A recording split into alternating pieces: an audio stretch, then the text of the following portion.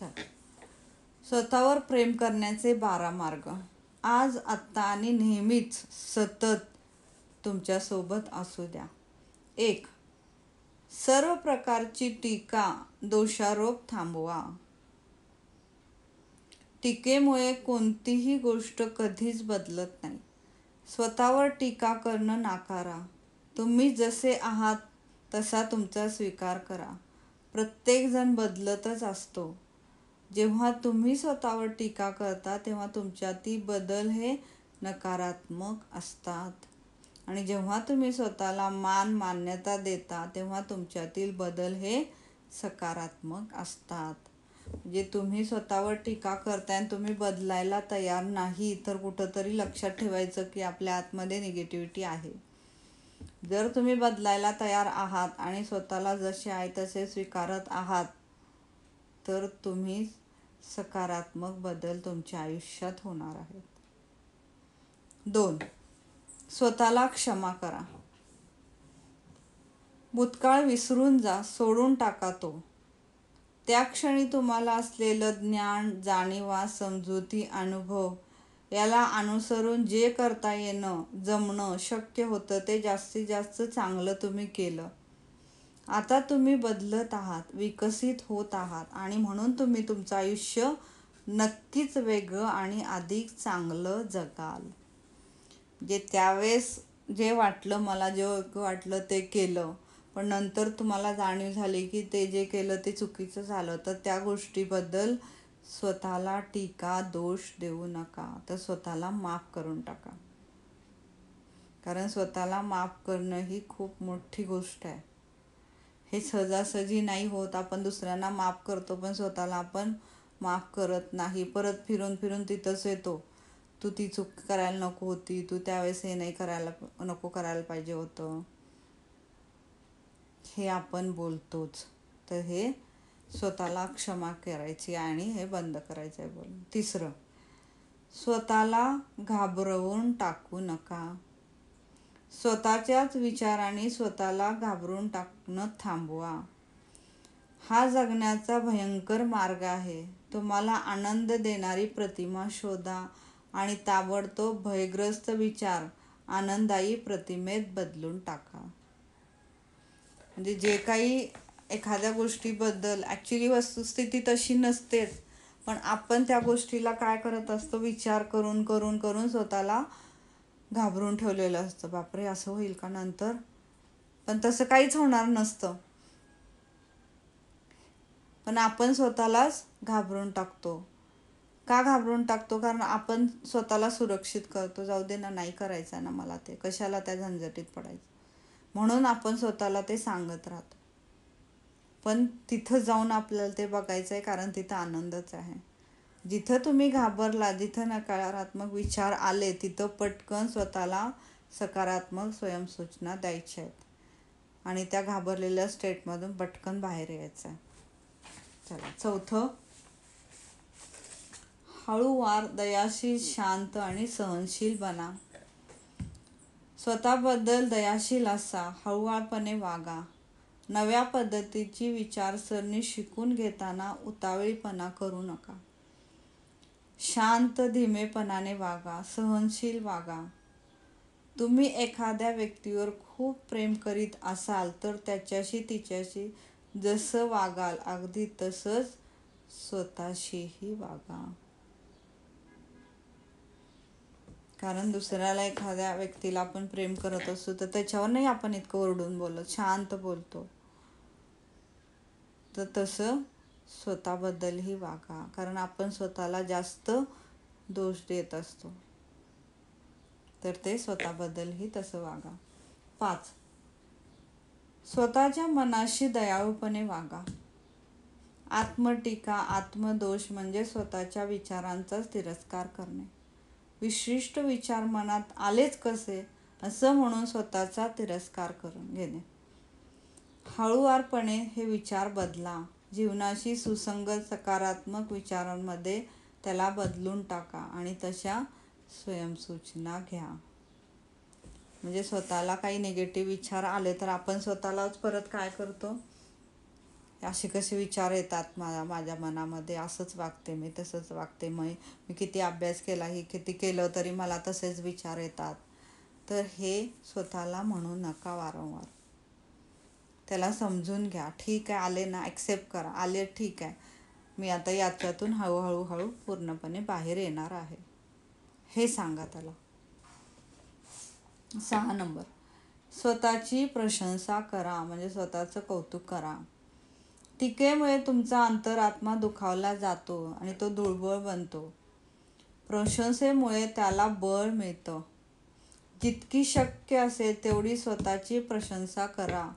प्रत्येक छोट्या छोट्या गोष्टीबाबत तुम्ही किती छान प्रकारे करता आहात त्याबद्दल स्वतःला प्रशंसात्मक शब्द बोला. म्हणजे स्वतःची पाठ थोपटा की अरे वा, किती छान केलं तू, थँक्यू, असं म्हणा स्वतःला. कारण ते स्वतःला बळ देतात तुम्हाला पुढचं काम करण्यासाठी.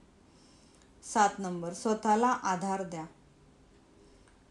स्वतःलाच आधार देण्याचे मार्ग शोधा.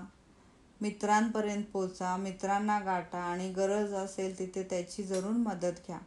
जेव्हा आपल्याला मदतीची गरज असते तेव्हा ती मागणं किंवा आणि घेणं हे सक्षम आणि सशक्त मनाचं लक्षण आहे. म्हणजे जेव्हा तुम्हाला गरज आहे त्या गोष्टीची, तर त्याबद्दल दुसऱ्यांना सांगणं किंवा त्यांच्याकडून मदत घेणं हे चांगलं आहे. उलट तुम्ही तिथं स्वतःला थांबवायचं नाही की मी असं कसं बोलू, ते समोरचा काय म्हणेल, हे काय करेल. तर तुम्हाला ज्याच्यावरती विश्वास आहे अशा व्यक्तीला तरी तुम्ही ते सांगू शकता आणि ते सांगा. म्हणजे स्वतःला आधार द्या कुणाचा तरी. असं नका समजू की मला कोणीच नाही आहे, मला कुणाचाच आधार नाही आहे, असं नाही आहे. तर आधार तुम्ही मागा, आपोआप मिळेल. युनिव्हर्सला मागा, युनिव्हर्स तुम्हाला आधार देईल. स्वतःला मागा, स्वतः तुम्ही आधार द्याल. मित्रांना मागा, मित्र तुम्हाला आधार देतील. 8 नंबर, तुमच्या जीवनातील नकारात्मकता प्रेमाने स्वीकारा. जी काही नकारात्मक, ठीक आहे, काही व्यक्ती तुमच्या आयुष्यात आहेत तशा, तर त्यांना प्रेमाने स्वीकारा. जशा आहेत तशा छान आहेत त्या, थँक्यू, इतकंच म्हणा. तुमच्या जीवनातील अडचणी, नकारात्मकता, त्रुटी, आव्हानं यांची निर्मिती एखादी विशिष्ट गरज भागवण्यासाठी निर्माण झालेली असते याची जाणीव असू द्या. आता तुम्ही त्या गरजा भागवण्यासाठी नवीन आणि सकारात्मक मार्ग शोधत आहात.